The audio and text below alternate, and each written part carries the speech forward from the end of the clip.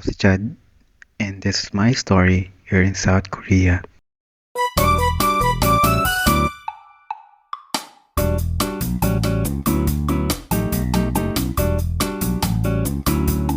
Kumusta? Tara, gala tayo. Ako nga pala si Chad, 4 na buwan ng OFW dito sa South Korea. At hanggang ngayon, wala pa ring ipon. Kung gaano katagal yung sahod, ganun din kabilis mawala. Anyway, ngayong araw nga ay pupunta ako ng Ansan dahil magpapagupit ako. First time ko nga palang luluwas mag-isa. Dahil nga gusto ko rin matuto kung paano mag-commute. Medyo kabado pa nga ako dahil hindi naman ako ganun ka-familiar sa isang lugar. Pero bahala na talaga. Sabi nga nila, basta marunong ka magtanong, hindi ka maliligaw, hindi ka mawawala. Hindi ka tulad ng ex mo na bigla na lang nawala. Pero seryoso, sobrang kinakabahan talaga ako ng mga oras na yun. Dahil hindi ko nga alam kung paano ako bababa at kung paano ako sasakay. Sobrang tagal ko nga nagantay ng bus dahil nga wala naman akong apps na ginagamit dito sa South Korea. Yung apps na makikita mo kung nasaan na yung sasakyan. Kaya no choice ako kundi mag-antay. Ayos lang yun dahil sanay naman tayo mag-antay. Tuwang-tuwa nga ako nang makasakay na ako sa bus dahil syempre makakarating na ako sa pupuntahan ko. Yung plano ko nga, pag hindi ako makasakay ng bus pa uwi, magta-taxi na lang ako para sure.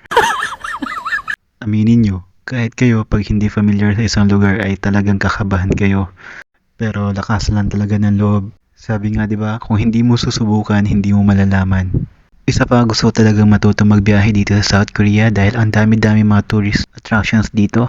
Kaya sobrang advantage talaga kapag marunong ka magbiyahe dito dahil nga ang dami-dami mo pwedeng puntahan. Siyempre nandito na tayo kaya hindi natin sasayangin yung pagkakataon, 'di ba? Ang mahal kaya ng package tour ngayon papuntang South Korea. Idagdag mo pa yung mga gagastusin mo once na nandito ka na sa South Korea. Kaya mas worthy nga siguro tayo dahil nandito tayo sa South Korea at malaya nating maiikot ang lahat ng mga pasyalan dito sa South Korea. Pagkababa ko nga ng bus ay naglakad na ako sa underpass para tumawid doon sa kabila para magpagupit. Hindi na nga ako nakapag-video dahil nga nahihiya din ako dahil ang daming tao. After ko nga magpagupit ay nag-ikot-ikot na lang ako sa Ansan Market. May bibilhin din kasi ako na Pinoy products.